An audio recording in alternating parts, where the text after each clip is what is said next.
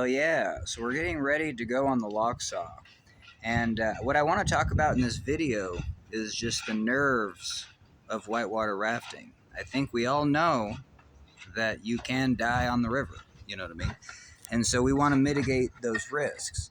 But then this video is going to be about knowing that you're going to have anxiety, and then what is that anxiety going to cause? And for me, it causes me not wanting to go boating.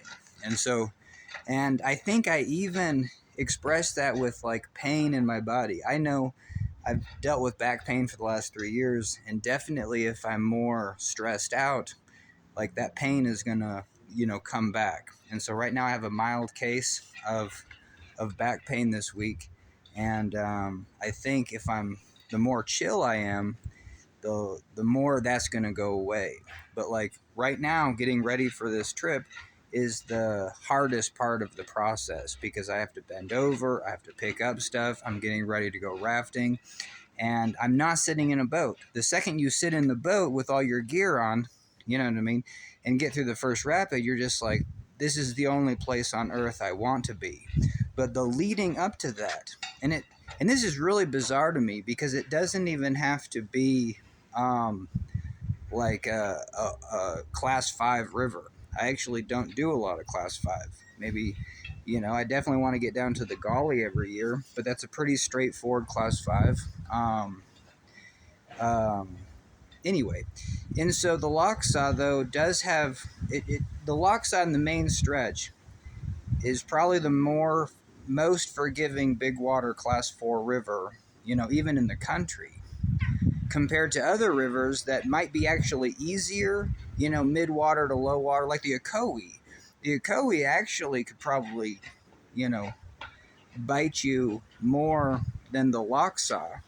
I don't know. Like both have their own environments. Definitely big water, cold water, fast water. That can cause its own issues. In the Ocoee, I'm not quite sure. It's a lot of shelves. It seems to be, not a lot of undercuts, just because it's all the way down to the bedrock. But there are some jumbles of sieves. So anyway, so I guess every river kind of has its dangers, and we mitigate those risks. But this video is just kind of like, like for me, it kind of prevents me from boating. And then even this weekend, I'm actually going to go boating with a friend. A friend is going to be part of a larger raft. I was asked to join the trip. I don't want to feel like I have to go, but they did say that if I could show them the lines, so it's just like, And then it's kind of a cold weather weekend, so it's not the best. It's not the best time to go boating tomorrow. But honestly, it's going to be 55 and raining. Like, I'm going to be geared out, and if I do go, I can bring some extra safety gear, especially when it comes to an extra dry suit or warmth, extra wetsuits, just in case people have forgotten that you need to dress for that cold water environment. But anyway, so I was kind of 50-50 today on whether I wanted to go or not. And so it's 5:30. We're going to start the process of, and we're going to kind of clean out our van. We're just going to kind of take it easy. I'm going to go to the car wash, vacuum it out, and do that thing. But maybe I'll check in more about this trip because, like, one thing that I want to do is just get real concise with my gear. Be like, hey, this is what I'm going to bring. This is what I'm going to take. And get that dialed in. And get that dialed in before, like, 8 o'clock this evening. And I'm going to set 8 o'clock as the limit to be like, if I can't prep before 8, then, that's also going to be on the ticker of me not going. So it's kind of cool. It's 50-50 whether I go.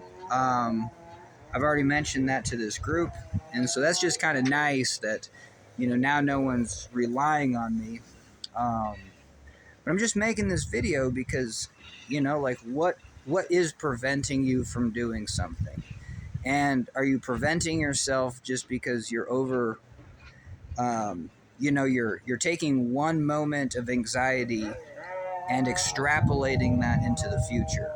You know what I mean? Because honestly, the road trip's going to be sick. I mean, it's a long drive for me.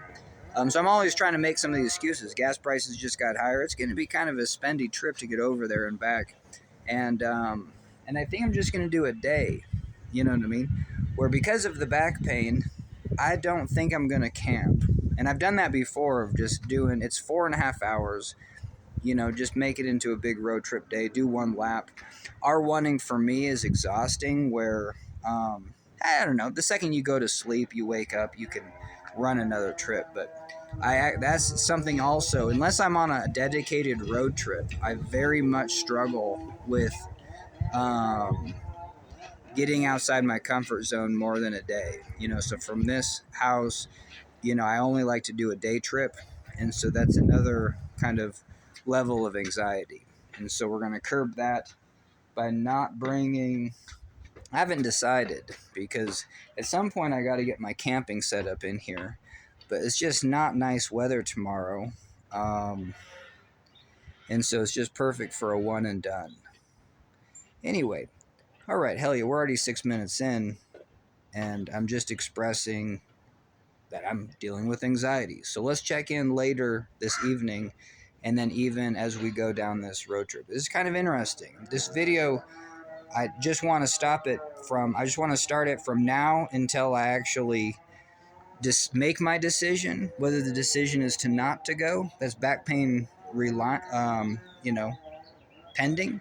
Because if I do get into situations where I'm stressed out and I'm bending over for gear, it's like my back can kind of seize up.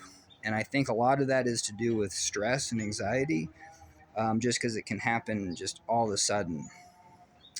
Okay, let's check in a little bit later. Booyah. All right, hell yeah, we're at the car wash, but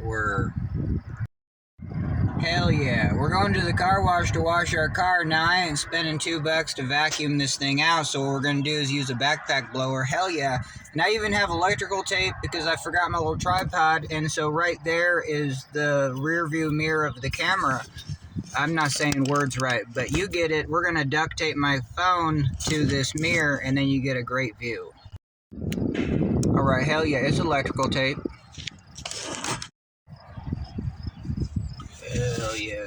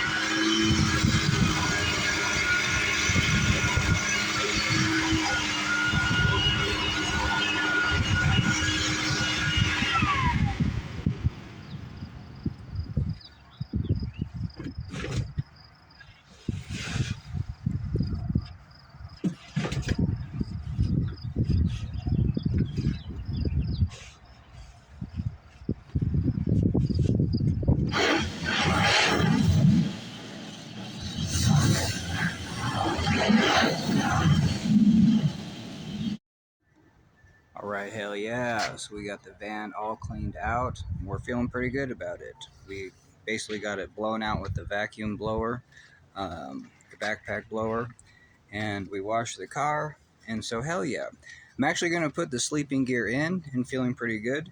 Now, at the car wash, there was a couple times where I kind of sat down to, I don't know, it was actually doing the dash, reaching forward and kind of doing this motion on the dash that got the back to to sharp pain. And so it's just interesting. Some motions can cause more pain. All right, let's get the sleeping set up so you can see that. Booyah. All right, hell yeah. So we're going to talk about this trip tomorrow, and how you can sit in the new boat.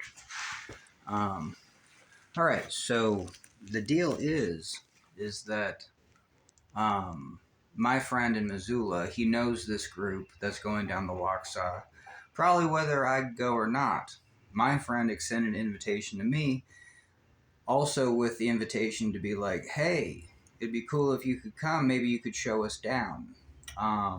But this trip, isn't run by my friend. My friend's just going to be a passenger in this raft. And so, whoever's manning this raft and guiding this raft is kind of their own little trip leader. And so no one's reached out to me specifically to be like, hey, I would be instrumental in, being a safety boat. That was all just kind of through the grapevine. Now tomorrow, we've had some excellent weather, you know what I mean? But tomorrow is the worst day of this whole spring. And I guess it's not winter, it's going to be May 16th. But it's probably a high of 45. No, 45. The high potentially could get up to 50 where we are, but actually this canyon, it might stay 40 to 45. So that's chilly. That's like getting there in the morning and it's almost wintry, spitting. It's going to be 50% basically percent afternoon, or just 50% thunder showers tomorrow. It's not all in the morning. It's kind of just all throughout the day. And so that's cold. Even if you have proper gear, that's all, dry suits. Even if you got a dry suit, you might mess up and not bring proper insulation and get hypothermic. But dry suits would be almost a minimum for tomorrow, There are scenarios where, like, tomorrow's temps, there could be there's guided companies that will be running tomorrow. It's a Saturday. It's in May. People paid and signed up to go. And so they're going to be in Farmer John's. They're going to have fleece on, and they're going to have splash tops. And so they're going to have the traditional garb that you would wear with booties. And, hopefully they're trying to shove, winter caps underneath their helmets and stuff.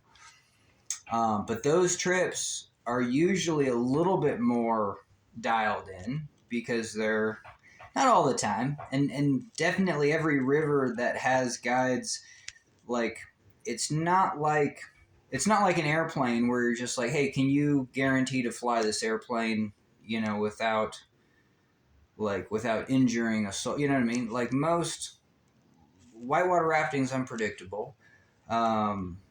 Even if you are an experienced guy, no one's going to turn off that switch of being like, you're showing a good time. And there's two things. The experienced guides are showing a good time. They're going to be pushing the limits.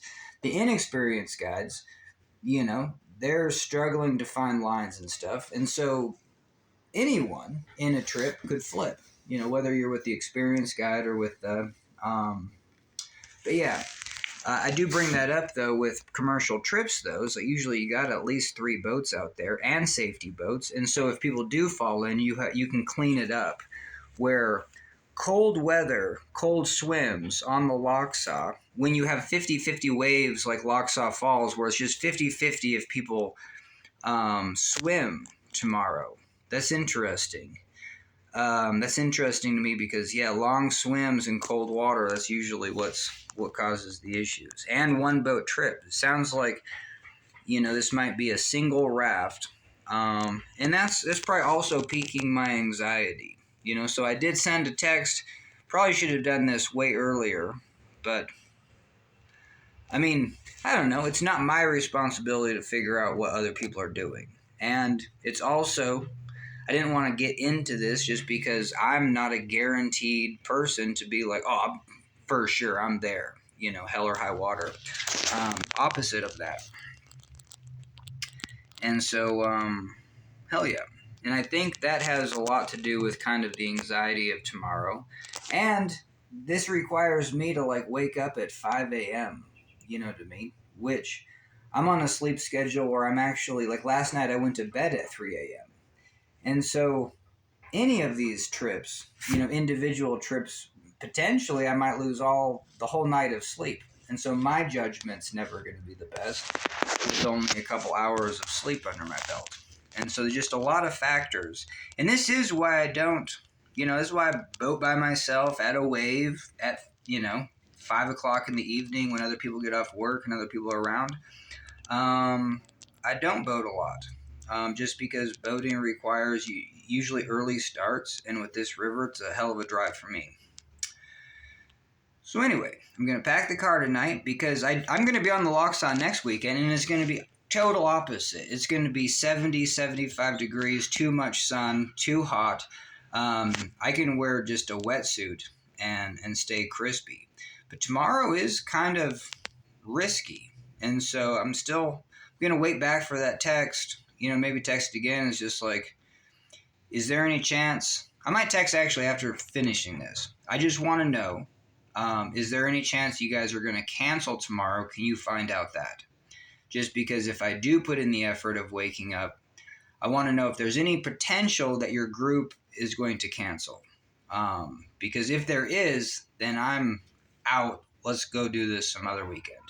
Okay, hell yeah. So this is good for me, and it's really good for the process, especially if these texts go from because my friend will just instantly be like, I have no idea.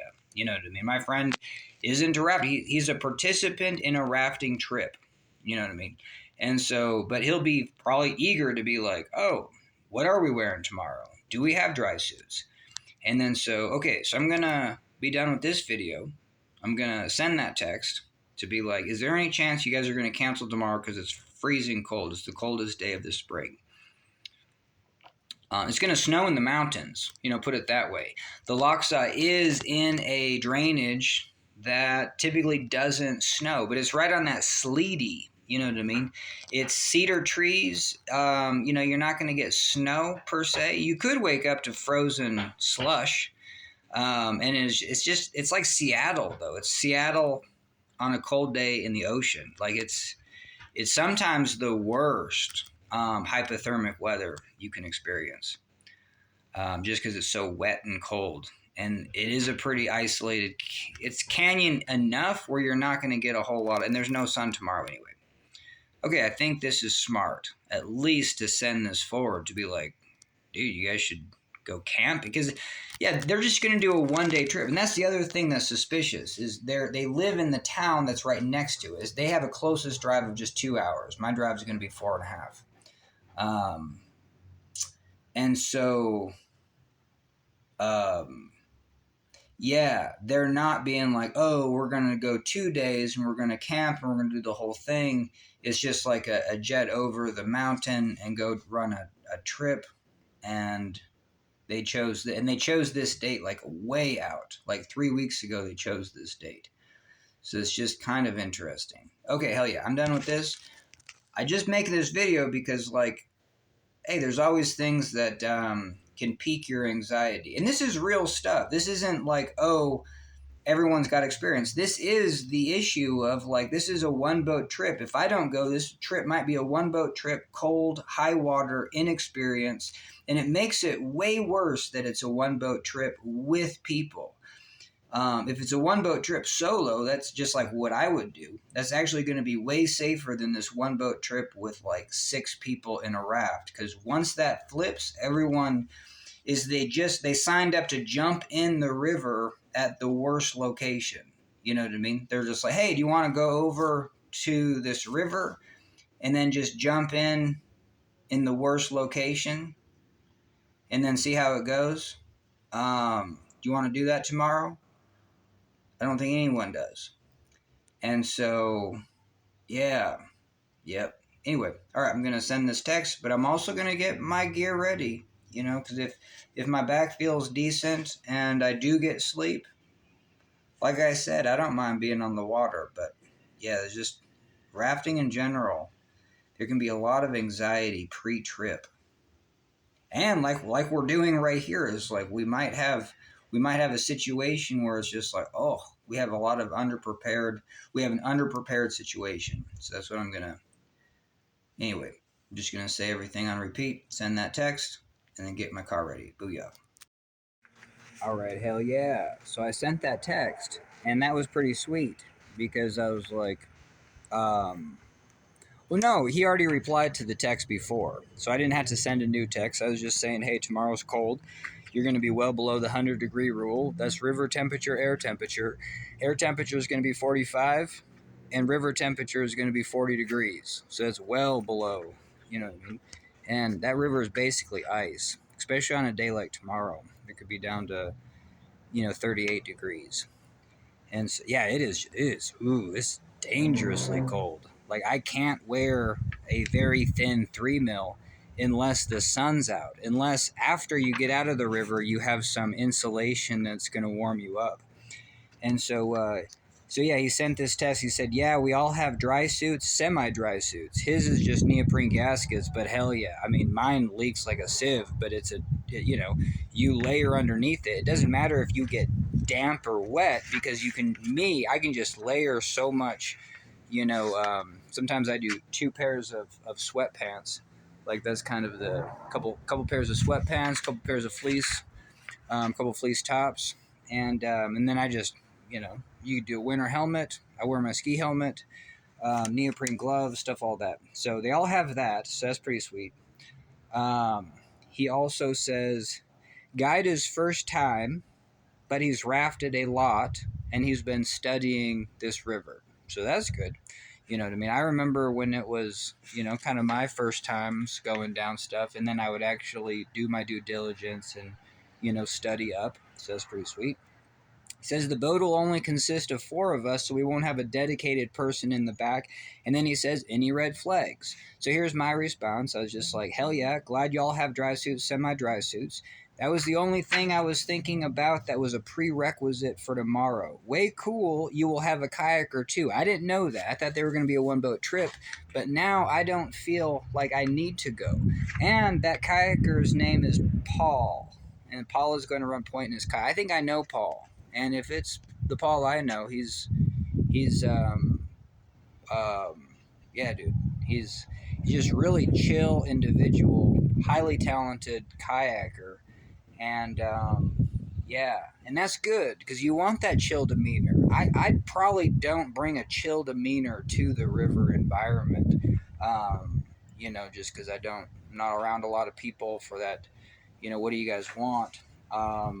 But yeah, so I'm really excited that he's running a point. He says he's run it 1,000,000 times. Hopefully I read all that. Cool. So my response was way cool. You have that kayaker too.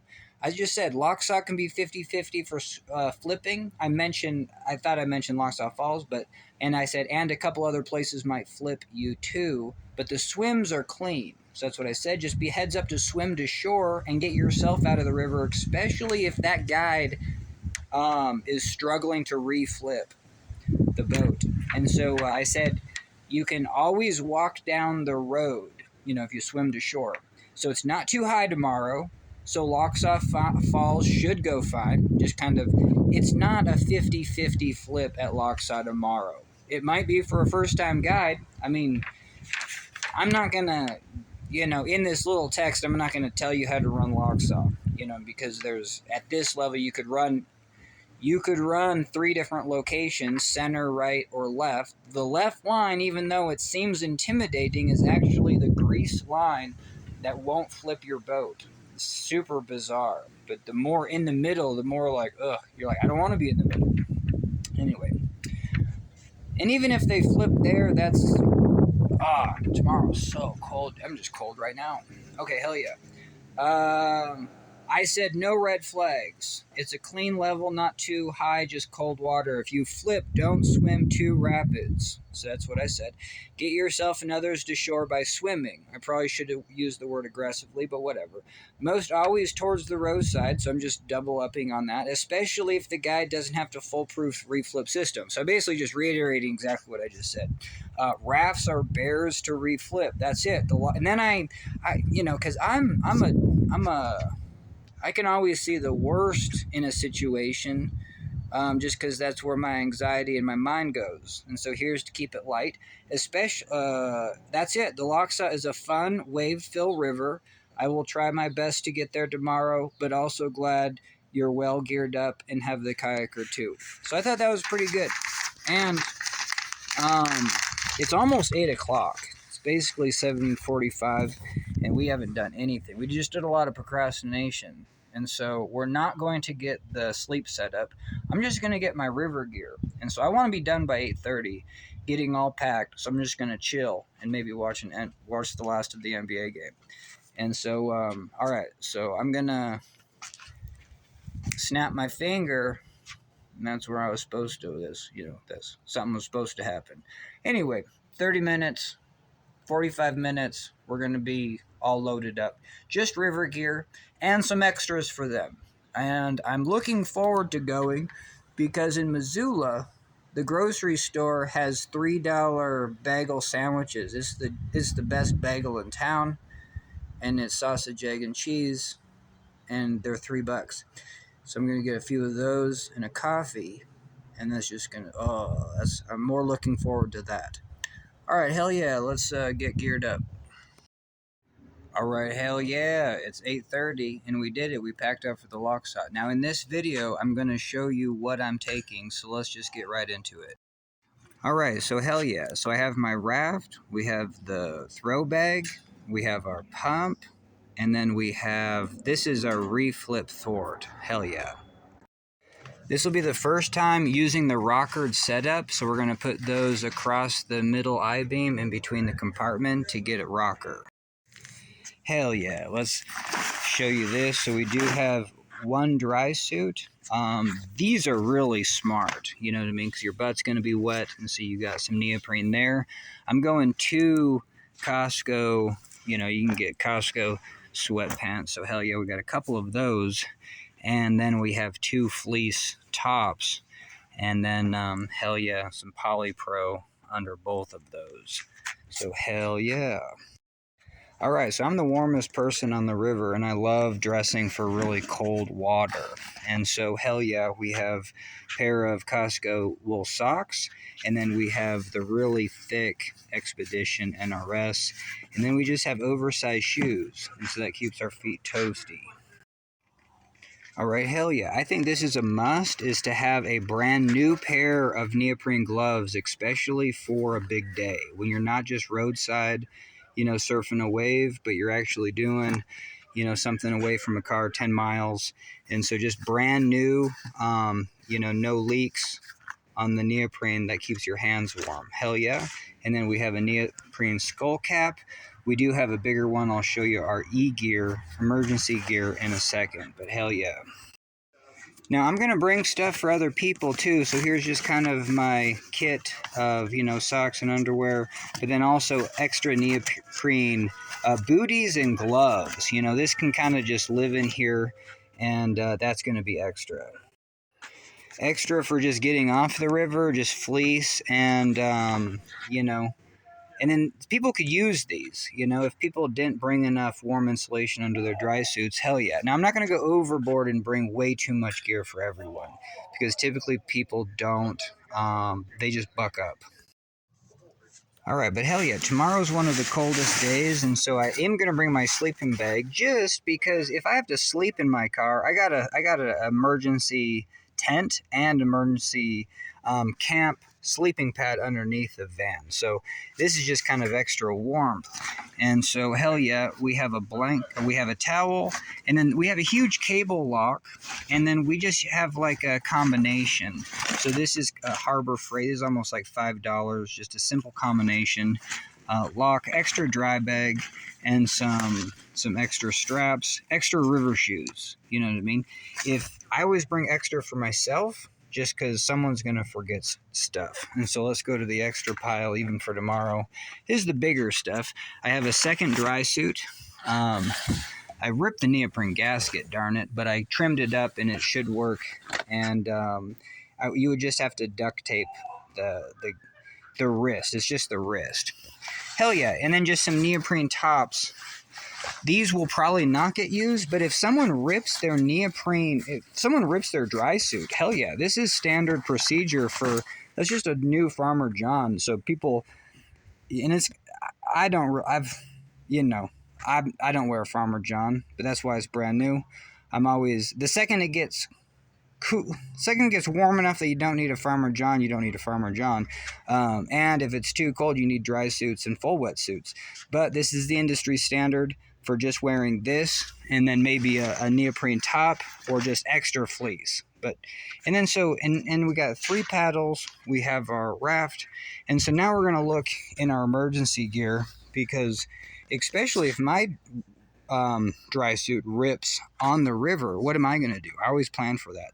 So this is my e-bag, and I'm actually impressed because it's not that heavy, and we can even get a weight on it tonight. All right, hell yeah. I don't want to bring the kitchen sink because R1ing it takes so much effort, but it is good to get, you know, it says 14.6, 15 pounds just for the dry bag. Now I'm going to bring probably another 10 pounds of liquid, I feel. Like I bring 2 huge thermoses, one huge full of water and one huge full of orange juice, and then even another 2 liters of just extra water and an Nalgene. So almost, yeah, basically a gallon, and then the metal, 10 pounds. So that's going to be my ballast. Basically 15, 20, 25 pounds would be up front. Okay, let's look in this bag. All right, so the order of operations on things is important. The first thing someone's going to need is like a Costco balaclava. You know, you can get two of those for $8. These, you know, are hella, never really use them, but when you do, you know what I mean? And this is for paddling out. I don't need performance. I can't even reflip my boat with those. It's very difficult. But my hands would stay warm. You know, and just, hey, these are Costco. They're the chili grips.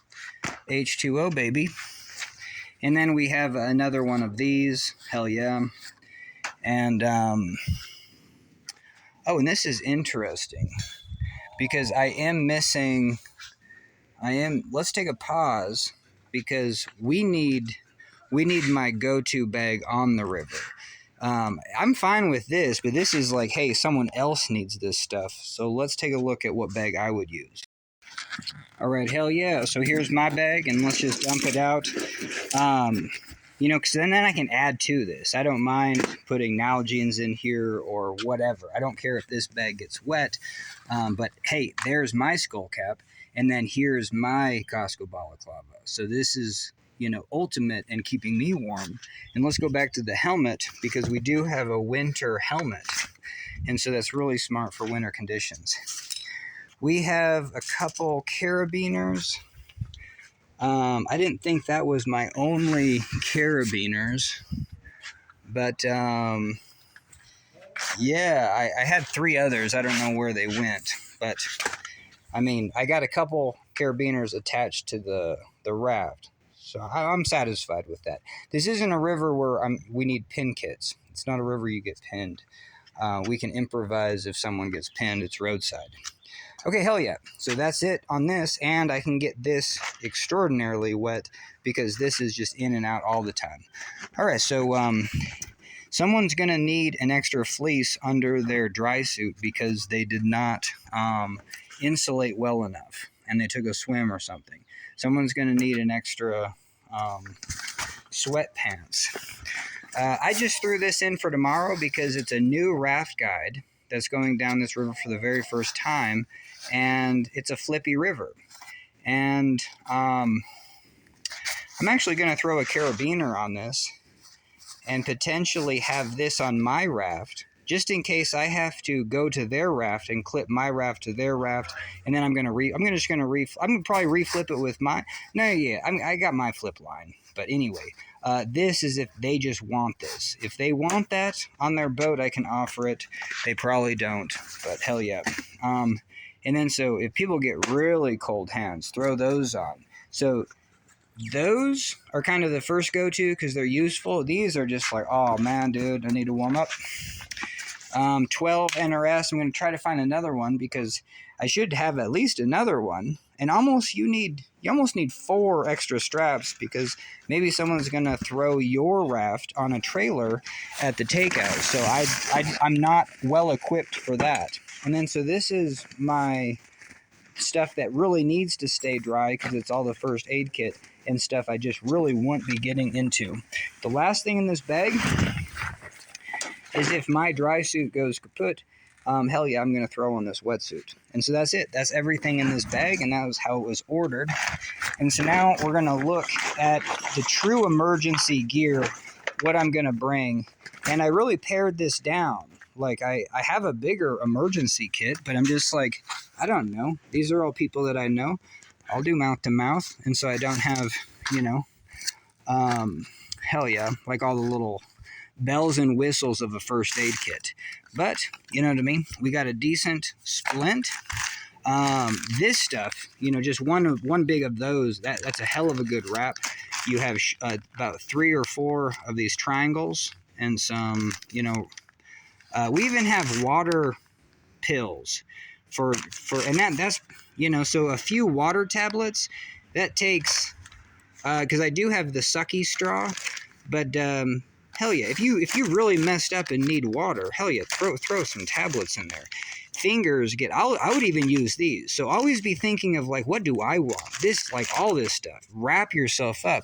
If something goes tweaky, hell yeah, this isn't even like transport me out. This is just like, oh my God, just make my body feel satisfaction. And hell yeah, there's contact case right there with a mirror, so that's pretty sweet.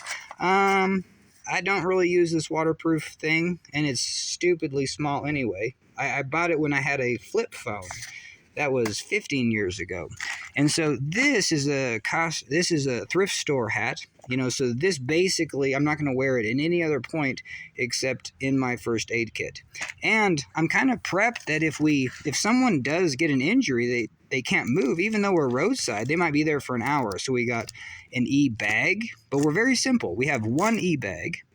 We have a hat. They're going to put on fresh socks. They could even put on these, and they can put on dry gloves. So I am really thinking about the person's comfort, while they're being transported. Got a little dish soap. Got the poop scoop routine. Definitely throw some your nice, you know what I mean? Heck yeah, if you never pooped with latex gloves on, hell yeah, man. You wipe it up. And then de-latex, I don't know if we got any hand sanitizer. That's why we just do that. Hell yeah. And then we got the poop bag, just in case we need to transport that poop out of the environment. And then we got our first aid kit.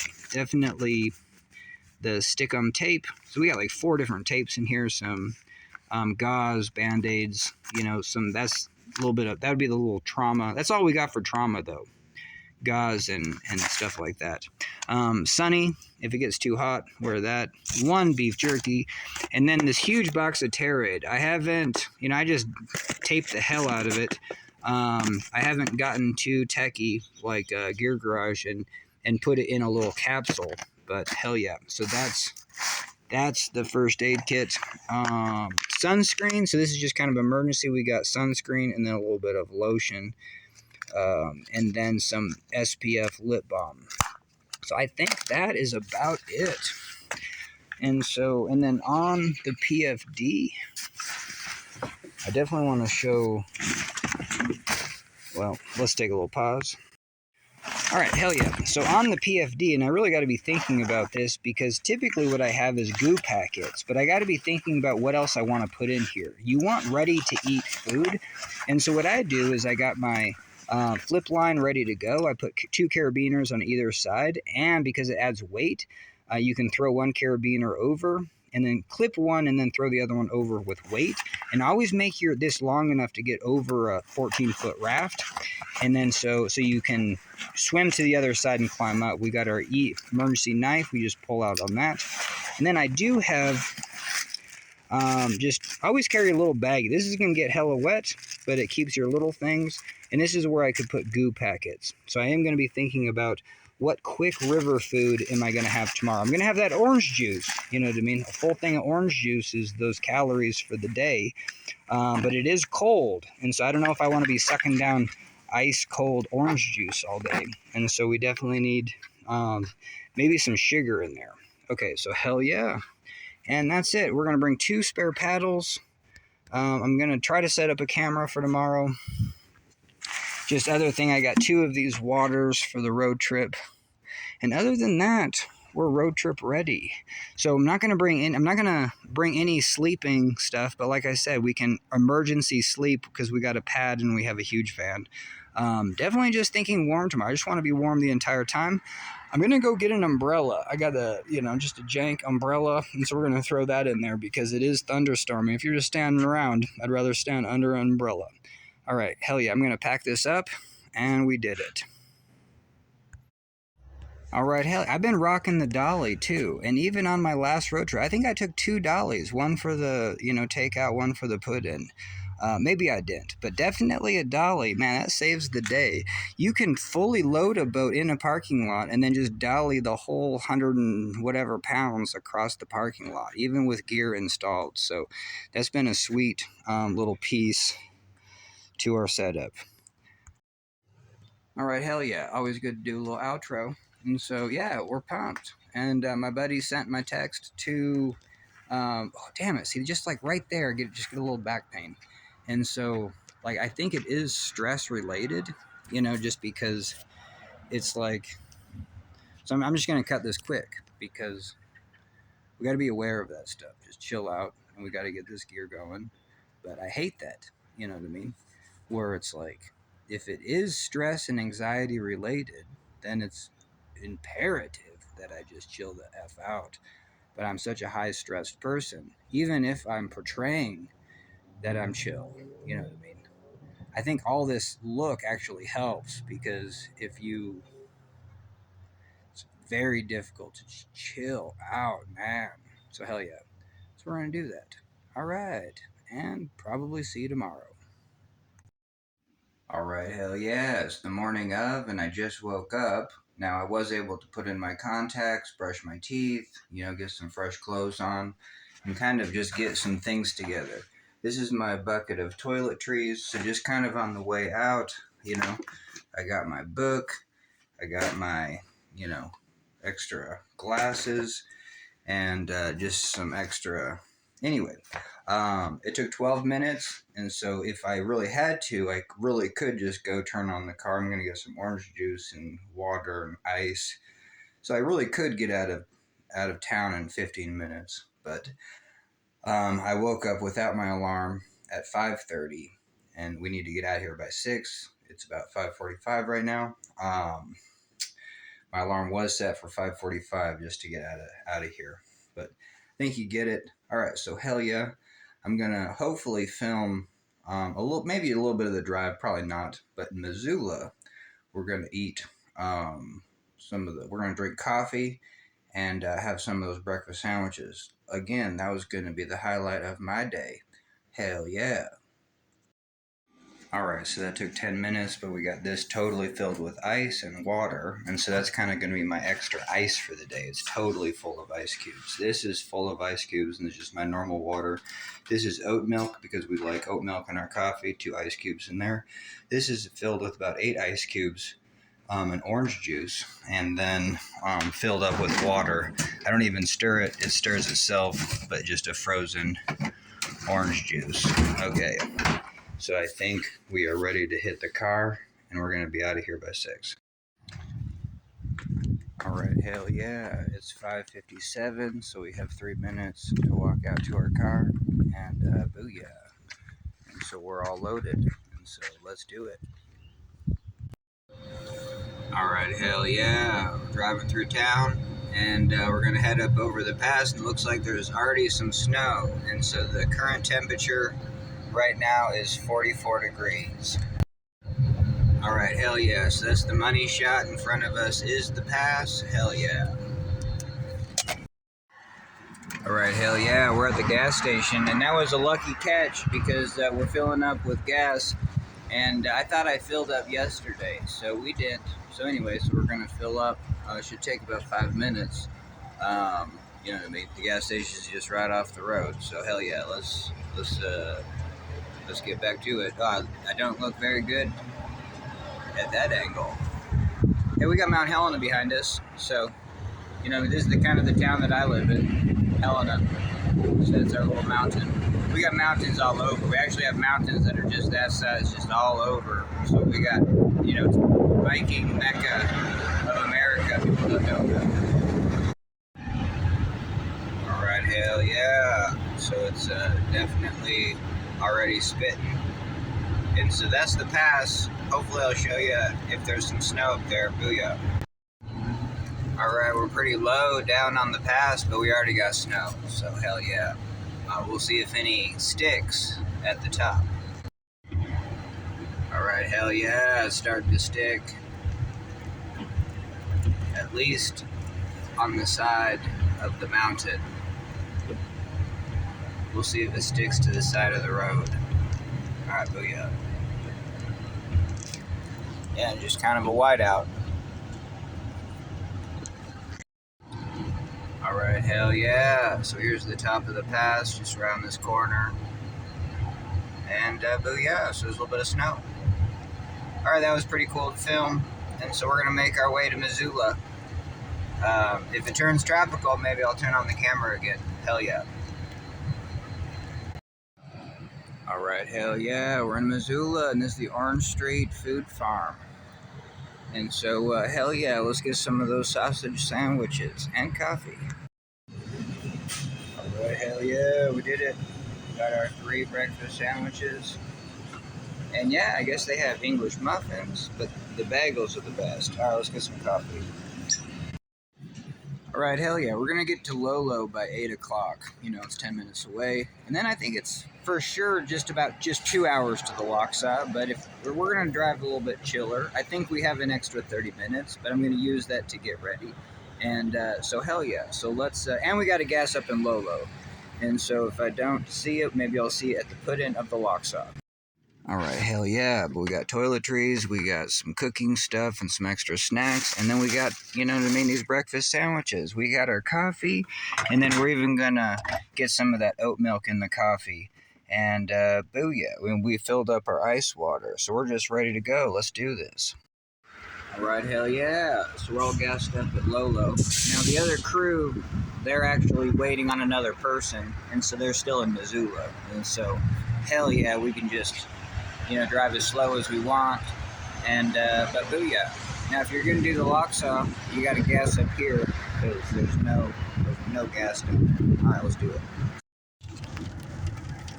All right, hell yeah, let's get a close-up. So yeah, these are the sandwiches at the Orange Street Food Farm. And the bagels are real soft. You know what I mean? Close your eyes on the sausage color, but it's good. It's cooked. And yeah, egg and cheese, hell yeah. And they're like real big. Booyah. All right, hell yeah. This is just a real nice little valley. And it's May, so it's real green. You kind of see the old remnants of a forest fire. Hell yeah. Headed up to Lolo Pass.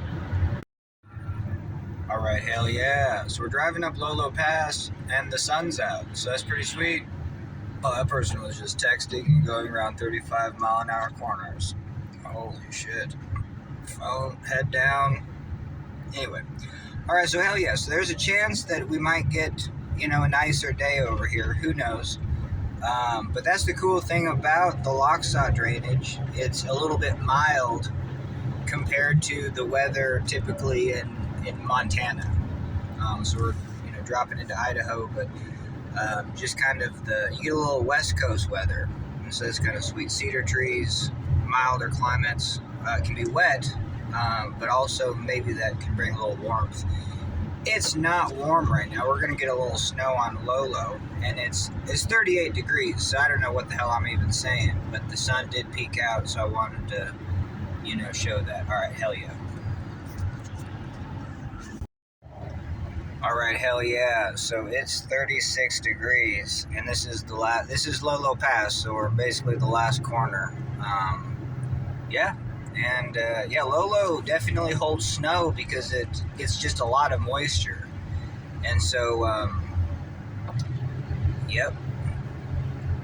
And it's good to see some snowfields up here. That means the Lochsa will be, it's got a couple more good weeks before it really comes down. Now, it's not going to peak like a massive peak this year, but man, it's been 10,000 for almost a full month, because you get rain on snow events.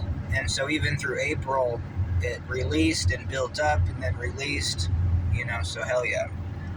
I don't know if you can see any snow that direction.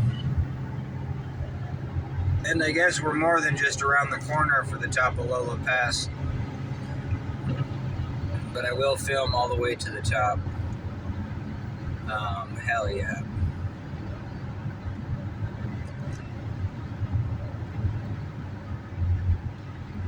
Alright, so a quarter mile, Lolo Pass. There's a visitor center. I don't know what there is up here. There's a really nice rest stop. Heck yeah. I just do my thing in the trees. I really don't use public rest areas. So hell yeah. Alright, welcome to Idaho. Oh yeah, no shit. And hopefully they were talking about Montana time. When you go to the Lochsa, you gotta choose whether you're gonna be on Montana time or, because yeah, it's so bizarre. Even a lot of Idaho is on mountain time. But just this piece of Idaho in the Panhandle, from Missoula up over Lolo Pass, we're now in Pacific time. And so it's literally 7:49. And so the meetup time was at 10:30. And so I'm just guaranteeing they were talking about Montana time. My buddy was already at the gas station. They said they were just waiting for another person. That was in Missoula. I was just 15 minutes out of Missoula. And so they're right behind me. I'm probably a half hour ahead, but we're driving nice and slow. All right, so hell yeah.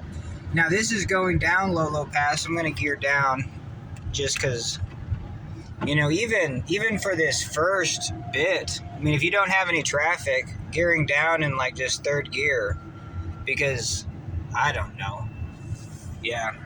It's like 2 miles, but this is hella steep. Yeah, we probably just do fourth gear, but hell yeah. Yeah, this is one of the steepest drops. I don't know. Yeah, it's like 3 or 4 miles of straight down. It definitely adds up, and it's got some 35-mile-an-hour corners. So, all right, hell yeah. Catch you on the flip side. All right, hell yeah, winding road, next 99 miles. Welcome to the Lochsa. Once you get down in here, the speed limit's like 55. It might be 55 right now. But hell yeah, it's just nice to drive like 45 around the corners, 55 on the straights, and just enjoy yourself. Like, I've worked in the Lochsa doing like raft guiding, and then when you're driving this road just day in, day out, I don't know. Like, you can't save much time anyway, and it's just exhausting trying to make up time, like, on a really windy road. Like, maybe you're into it based on, like, race car style, but, man, I just kind of just like to ease around corners, and, hell yeah. All right. I'm going to try to show you one of the biggest corners, so catch you on the flip side. All right, hell yeah. I don't know if you can see anything over there, but it's just kind of one of the steeper drops. This road is just really built up, just right against the hillside.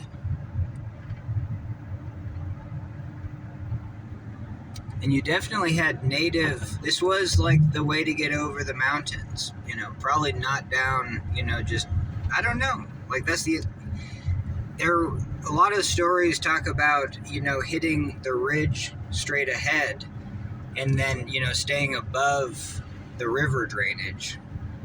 But still, like, yeah, it's just kind of interesting. That back there, what I showed you, always just kind of baffled me as just like, well, like, how do you keep like, what was the original path? How do you keep high elevation, especially when from Lolo Pass there's not just a definitive ridge line? It doesn't seem like it. Seems like you just have just instant gullies. Anyway, I could be wrong about that. All right, hell yeah. All right, hell yeah. So a lot of 40-mile-an-hour corners. And I don't know what it is with this van, but I think it's just the right here, like this gear that it's in, you know, shifting around 40 miles per hour seems like it's the last thing this van wants to do.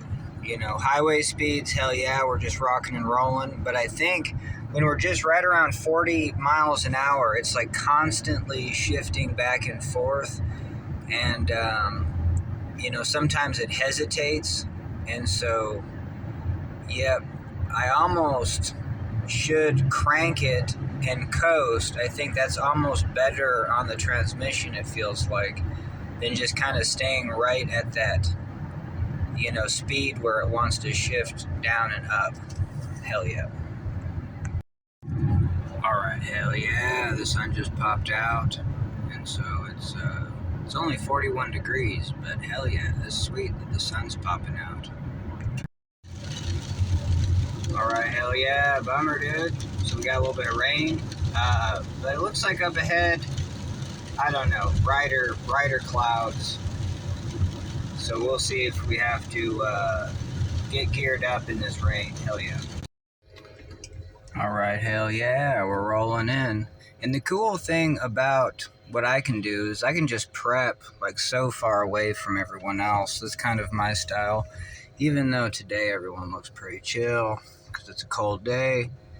And so, hell yeah. But we're going to, I don't know, yeah, just probably park right over there, get geared up, and then we're going to dolly our gear to the ramp. Hell yeah. All right, hell yeah. So it's 10:03, and there's just no reason to dilly-dally. And so we can practice, you know, gearing up and just kind of still, so well, gearing up for me is one of those processes, like you don't want to, you know, like here's like the zen of motorcycle maintenance is don't close a dry bag ever until you're like almost on the river, because the second you close a dry bag, you're going to be opening it. And so it's like I'm always too gear oriented where I'm probably taking too much. And so that really slows me down because a lot of things require, like, it's almost like a Rube Goldberg to put together the whole situation. So, all right, we're just wasting time. I'm going to catch on the flip side. All right, that took about 20 minutes. And so it's 10:26. So whatever I was saying the time was probably took 20 to 25 minutes. Anyway, and it's raining outside. And so we got our boat all set up. And I pretty much have everything I would need just to hit the river. Now I'm just going to be thinking about kind of the miscellaneous stuff, because even just like right now, I've got these 2 extra batteries. And so those are going to go in. But for the most part, I'm just going to use one GoPro, and then the other GoPro, I'm just going to switch GoPros.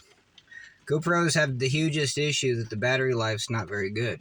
I'm really satisfied with my old GoPro 5. I got it used, and the LCD screen no longer works. And so that almost has a runtime on even these older small batteries of like an hour. So that's really impressive. And so, hell yeah. Hell yeah. All right, hell yeah. I always forget to film right from the put-in. Hell yeah, we got Fish Creek. Starting the Lochsa is always pretty fun. We're going to see if we can nail some holes too.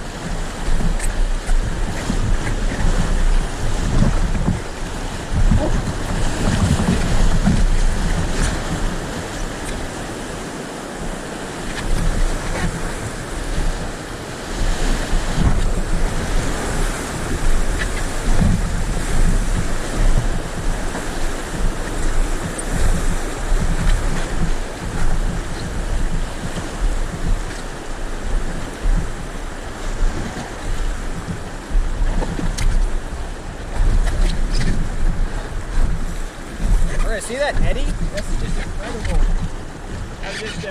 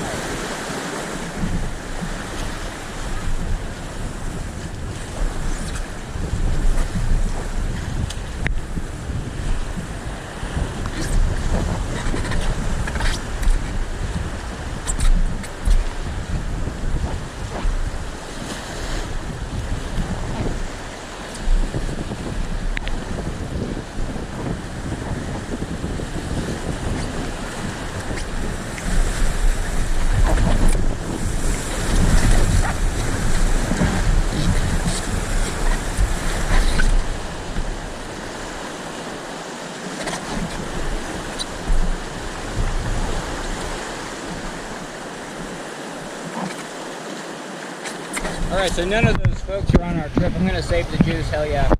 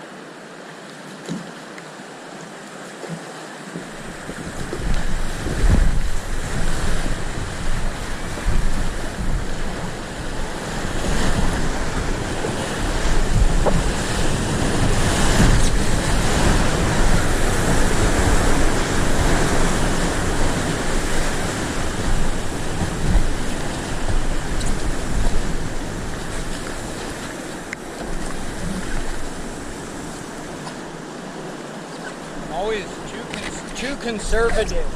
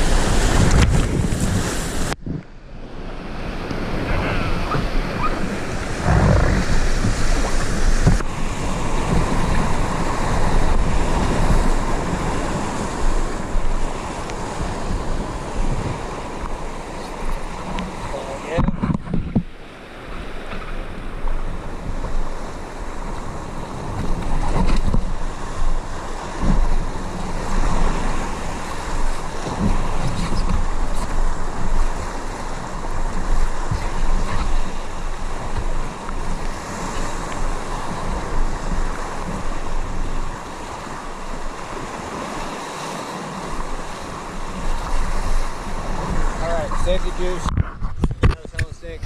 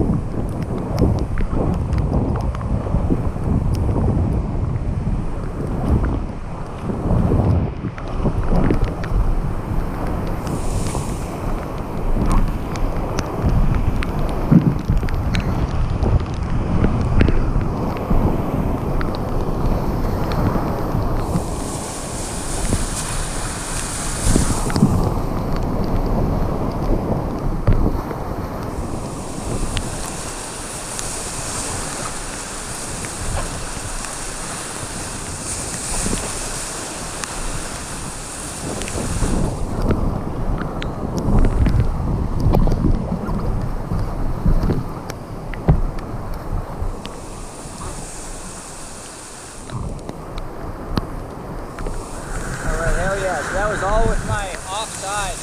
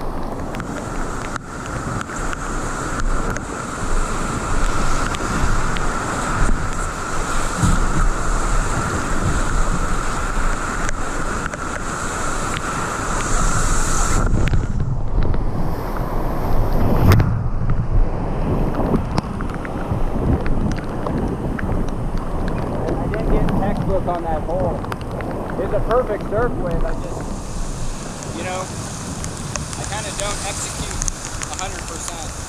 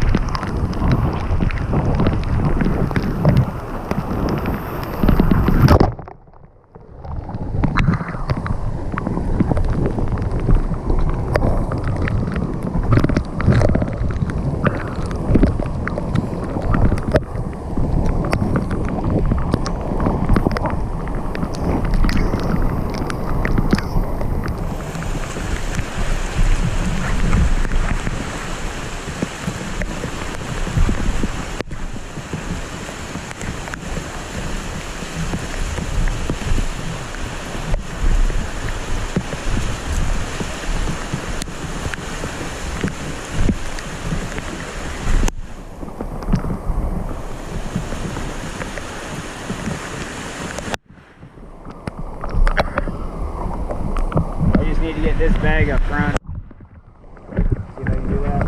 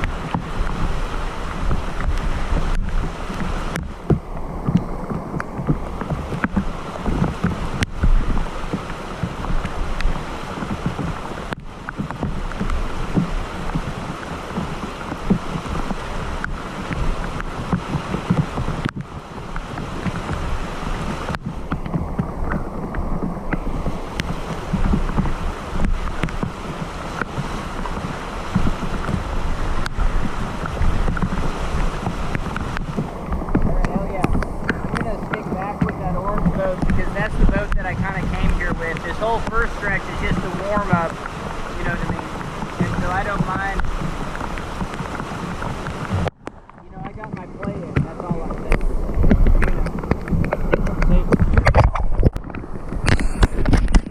Alright, hell yeah, here they come. It makes more sense for me to be back here, I think. I mean, up front.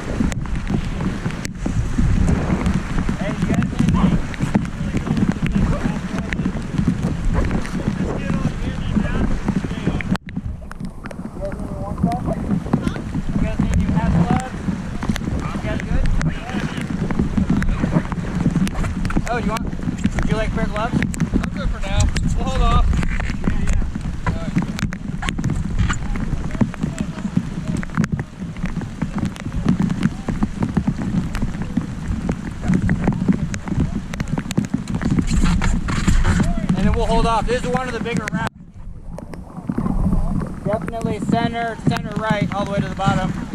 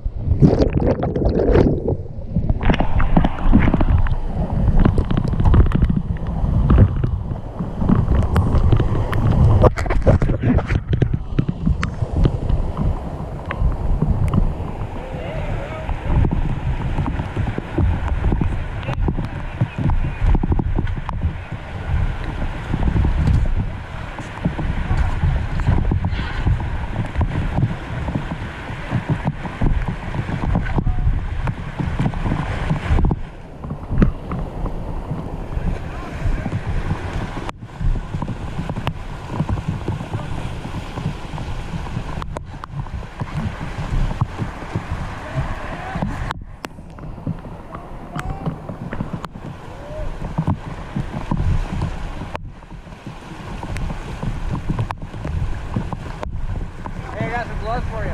I'll take it if you're offering. Hell yeah, hook on.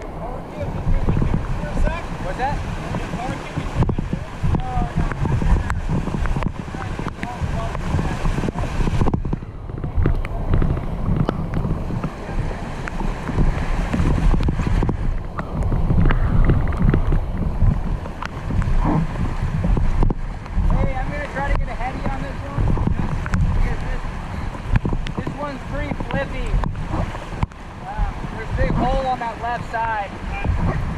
People try to go for the middle lap, but there's a big hole center middle at the top middle.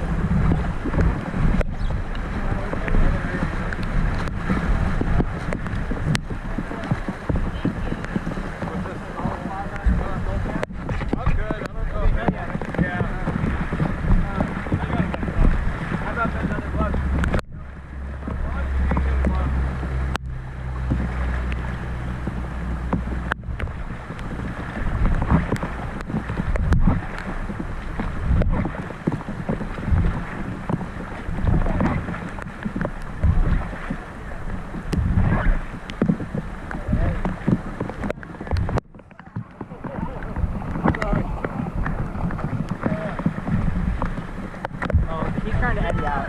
I don't want to mess. Yeah. I'll swing by. I'll swing by.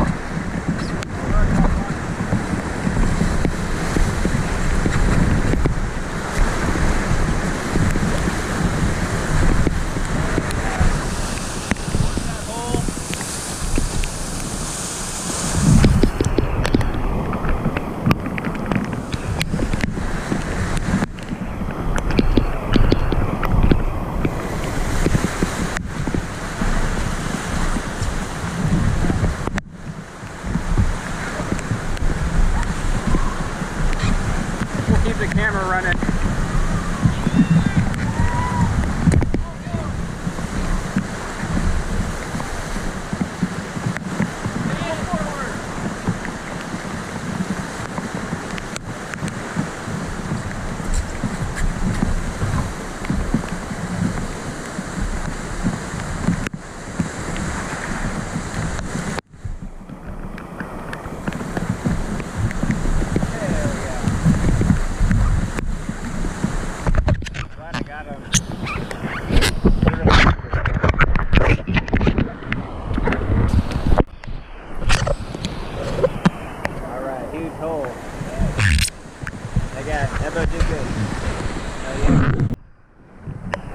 Hell yeah, this boat might flip.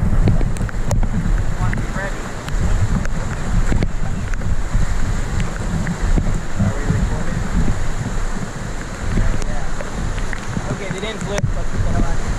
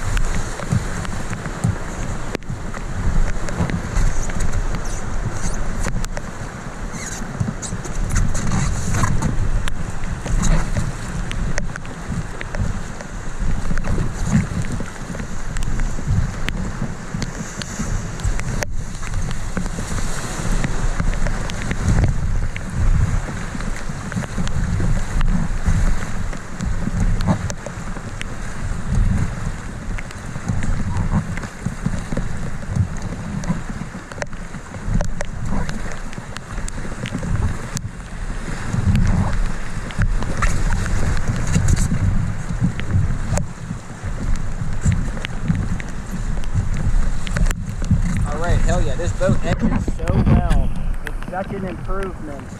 This is the setup I've been using at the wave.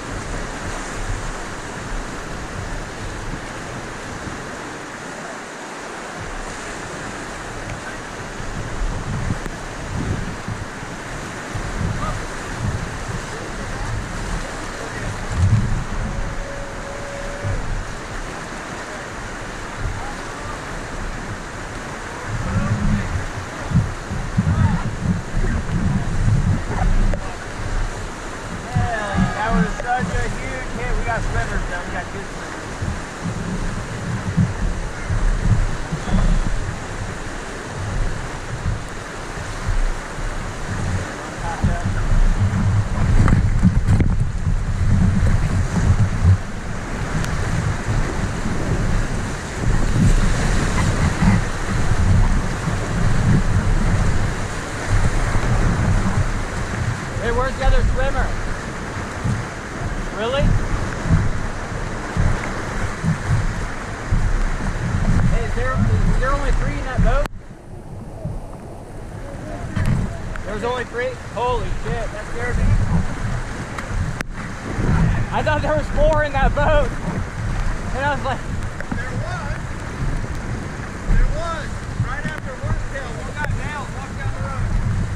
Oh, he walked out? Yeah, I got yellow hard hat, or yellow helmet. He was at his threshold of recovery.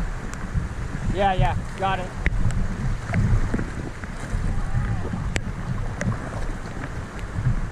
Hey, did you guys have one? guys have one more? How many people do you have in your boat? Tyler's gone. He's up. Who? Tyler's, he's up. Hell yeah. Cool. That scared the shit out of me.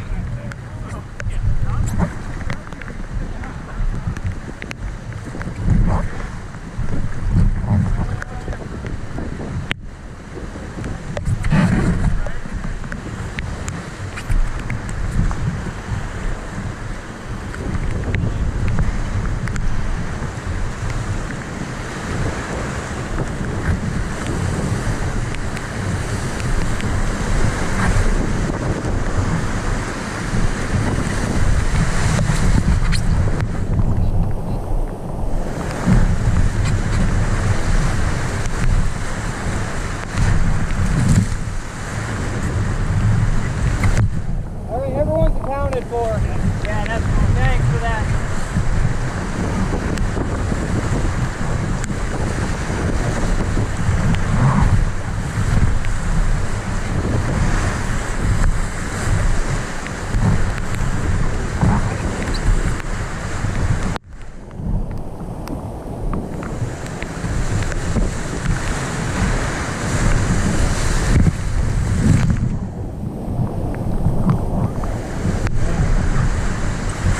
Lateral, that's super cool. I can get almost to the other side.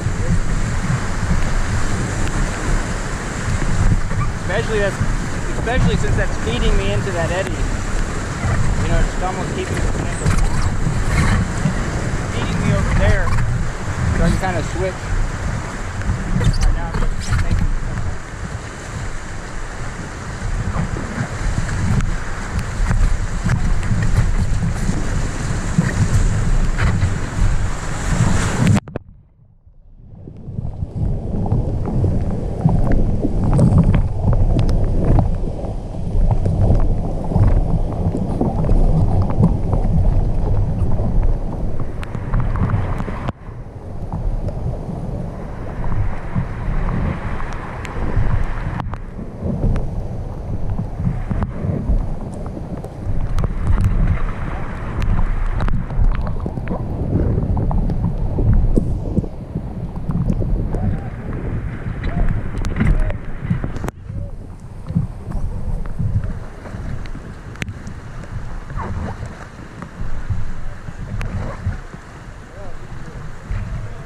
that's a bummer.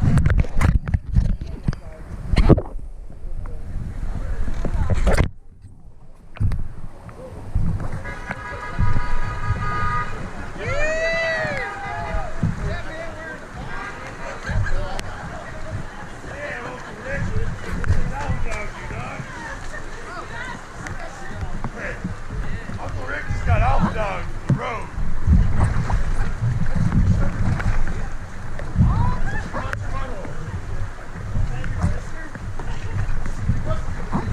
Dave, I'll give you these back. Oh, Always got your papa.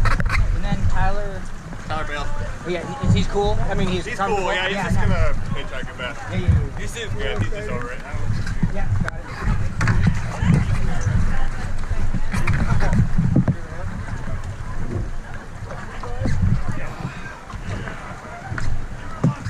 I don't know how long I was in your raft for, but it was definitely like at least 10 to 15 seconds before I pumped out. Dude, I was looking for a light. I went underneath the whole thing. I just kept going until I popped up.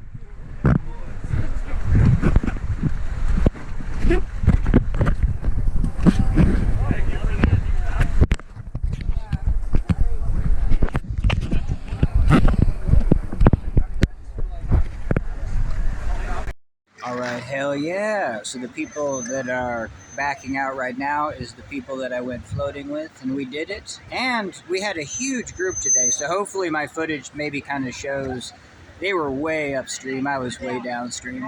But hell yeah, so we're at the takeout of the Lochsa, and we did pretty good. And even someone noticed me from Helena, from my comedies, and just a little while ago, so that was pretty sweet. One of the YouTubers from Spokane, hell yeah, I definitely saw him out here. And yeah, super cool paddler, and a spud paddler too, so that was pretty sweet. And hell yeah. So yeah, I just wanted to, at least check in after the road trip, because once I hit the car, we're just back to doing whatever. So hell yeah. And I really do like looking homeless. There was one time, we're gonna see how fast the cars drive. There was one time I was in Baltimore and I kind of got,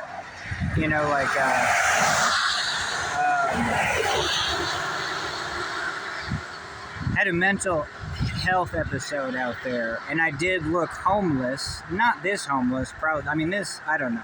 But that messed me up because the ER would not admit me more than a day, just because they're like, this person's homeless. He can be admitted for a day and then get them the hell out of here. And actually, the next day, I went back to the ER and they wouldn't let me in. I demanded to go in, but again, it was just one day. And then after that, I just had to use the ER, the benches. And so I just tried to conk out, but you don't get any sleep. And then they gave me a bus pass, and they're like, you should leave this community. And I was really struggling. And so that's, anyway, but hell yeah. So it is risky to look homeless if you have mental illness, because people are going to treat you less positively. Maybe. Anyway. All right, hell yeah. Anyway, let's get back on the roadway. And yeah, we had a really good time. Some more people. And hell yeah, it was just cool to be here with the group, because then I can kind of chill out, Like, I don't have to do anything. And, but sometimes when you're solo and you look weird or something, you have to play like whack-a-mole, kind of dodge people's glances. And you're just like, yeah, sometimes it's hard to fit in life, And so it's just, and if you're not comfortable, then that rubs off on other people. And so, hell yeah, it's just really cool to be comfortable with it. Anyway, we did it, did the Lochsa. Hopefully we got some good footage. I don't know if I'm going to film any on the way out. This could be the outro of the Lochsa. I'm just going to drive back to Helena and then edit some video.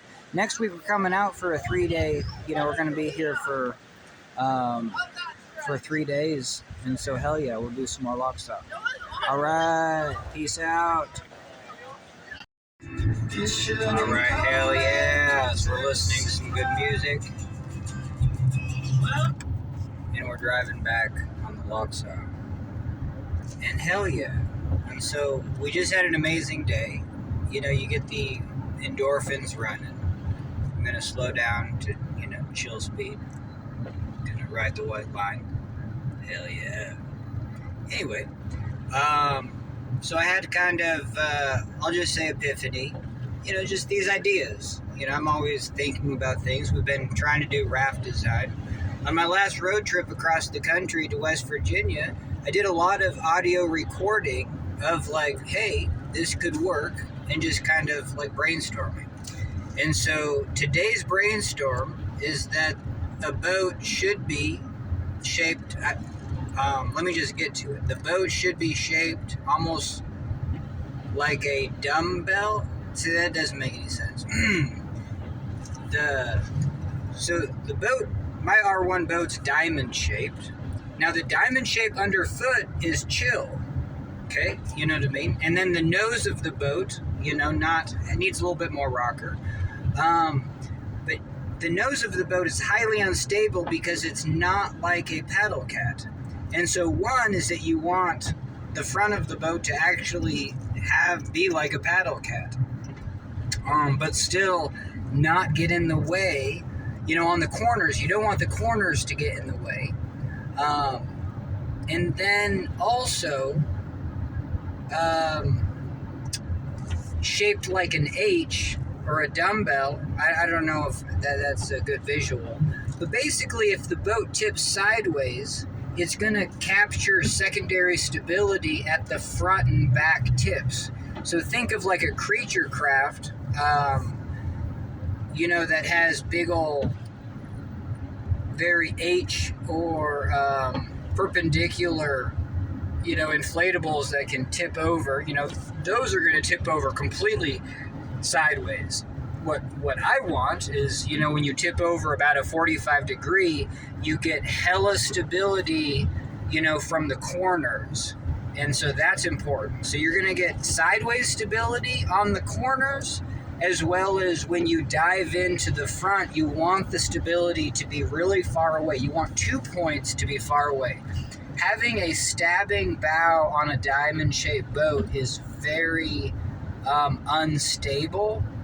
You know, if you're going to have a diamond shape, like props to the Sotar Excalibur, because it has a vacancy when those two tubes come together, so you still get a separation of those tubes. And so, you know, more separation gets more stability. Mine is hella rounded, and so when you do stab something, the boat can just flip out like that. And so why not the boat look like a rectangle from above? And then I was even thinking the front and the back can actually be your widest locations. And I was thinking, is like, well, isn't that going to get in the way of paddling? But today on the river, I did a lot of paddling right from the hip. If I think about it, like a kayaker is going to paddle basically from the hip, and the kayaker is not going to reach really far back. And I could be totally wrong about this, that, you know, even with the kayak strokes, you are reaching to the back. And I'll have to review my footage of like how much I'm actually, like, where is my paddle? Is my paddle ever near the back of the boat? Because I've been taking shorter strokes anyway, and I would potentially rather have the boat behind me be a rectangle, even if I couldn't use it for paddling. You know what I mean? And so that's kind of the deal. All the paddle pry would be coming right from the side of the boat, and then the front of the boat's not really going to get in the way. It's just the fact that the back of the boat, being not diamond shaped, seems like it gets in the way, but it doesn't, because we already have paddle cats, and R1ing a paddle cat, R1ing the RMR Fat Cat is just fine. It's just oversized. And so it's difficult to actually, for me to realize that those dynamics can be put on a smaller boat. And so hell yeah. So the paddle cat's like a rectangular from overhead view of a paddle cat. Obviously that's, you know, so that's kind of like one thing that would work. I'm going to pull over because we're basically done. And it stopped raining, so we're going to make some coffee. But that's it, you know what I mean? And I've always said this, and I'm going to say it again so other people can rattle their brain, is that with an R1 boat, we have so much boat to work with that you have all this ability to build in things that you want. Whatever you want on the boat, go put it in that location on the boat. Because we don't have a boat that needs to be flipped with an Eskimo roll, that's why canoeing, that's why R1, if there's one thing that separates R1 from me wanting to canoe, I have no desire to canoe. More canoeists should come to R1 because you don't have to flip. You know what I mean? You don't have to do this Eskimo roll, and so you just have more boat to work with. All right, hell yeah. So, we're going to be done. Hell yeah, booyah. All right, hell yeah. So we're going to make some coffee, and I'm going to show you this process. So we have a jet boil, and that just works really well. And then we have filters, and then we've got some coffee. This one's all ready to go. But in my kit, I got other filters, and I would just bring, you know, if this was a road trip, I would bring coffee. Now, I just always have one ready to go, and so hopefully this coffee is not too gross and old. I never thought about that. But hell yeah. And then once that boils, we can make coffee. So let's talk about this. All right, hell yeah. Now, if I do another road trip, And there's no reason to buy coffee unless I'm going to a coffee shop and, doing some studying or making videos and stuff like that. But that would have to be a hard, fast rule to be like, am I going to buy coffee? Why? Where I can just make it myself and it's probably even going to taste better. Now, Exxon, one of the gas stations in Montana is Exxon and Town Pump. Anyway, now their coffee is like $1.79.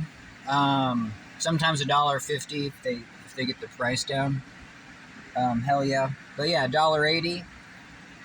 That seems pretty cheap, but still, I could make my coffee and it's going to taste better. And so and we're almost done. This thing's almost boiling. And so it takes 2 minutes. It's actually faster to make it yourself. And hell yeah. It just requires maybe like another cup because I don't like to drink coffee out of metal. And so definitely, you know what I mean? I'll just get that system down. But if I do any more road tripping, that has to be a habit that I create. Do not buy coffee unless I'm going to take up space at a coffee shop. Hell yeah. Alright, this is almost boiling, and so I'm just going to prep everything. Alright, this canister is almost out. It's going pretty slow. Now I just had to turn it up. Hell yeah. And then this is all prepped, and we got it in our coffee, We bought a coffee this morning because we're not, we got to make that habit. So this morning I just got bagel sandwiches and coffee, and it was just convenient to do that. And so I should have got the bagel sandwiches and then just made my own coffee. And it's kind of a ritual. All right, hell yeah. And the other thing is that this is my only drug. I don't drink alcohol. And it's 4 o'clock at night. We're just going to drive back. And this cup of coffee might unleash, you know what I mean? I definitely love to just think about things highly caffeinated. It's a great drug. All right, hell yeah. All right, so let's pour this in. Now, this might be the worst cup of coffee because this coffee is pretty old. But we're going to have a 16-ounce cup. Just going to pour it in nice and slow.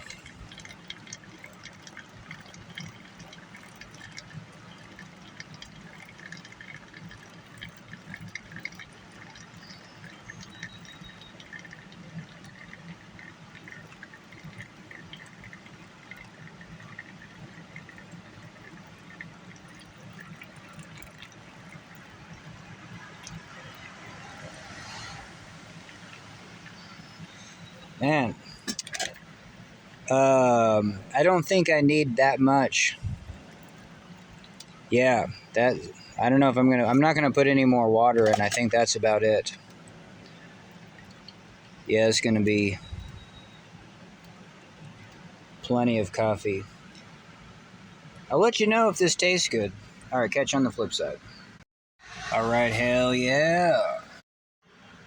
Okay, hell yeah. And we have this oat milk. And this is from today. And we have ice in it. So it's nice and cool. And so that's just kind of the perfect blend of oat milk. Hell yeah. Gonna hit it with a spoon. All right. Let's give it a sip.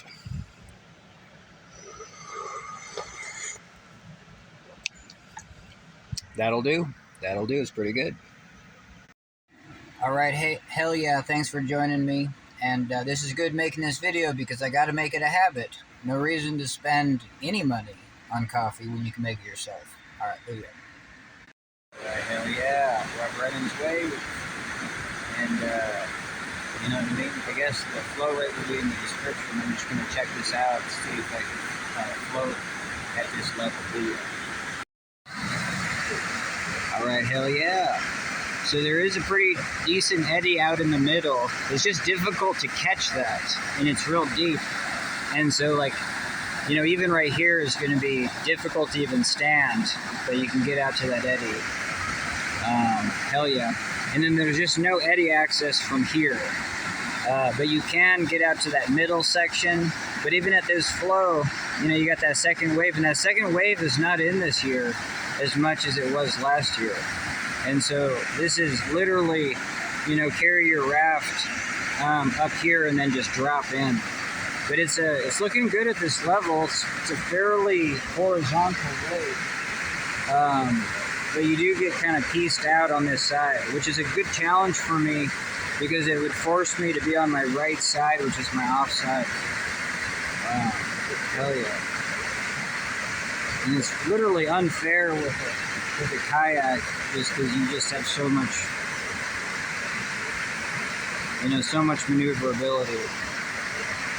So hell yeah, I'd come out at this level. You know, kind of one and done, but like I said, it really focuses on, you know, angling to the right, that move right there. So, all right, booyah.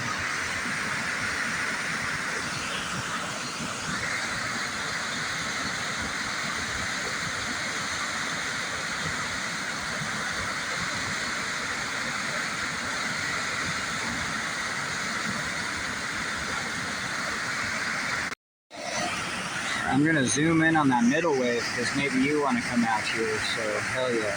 Middle wave's not very, same thing as slanted. All these waves get slanted. And the punch on that's not super punchy. And it still has no eddy axis, so hell yeah.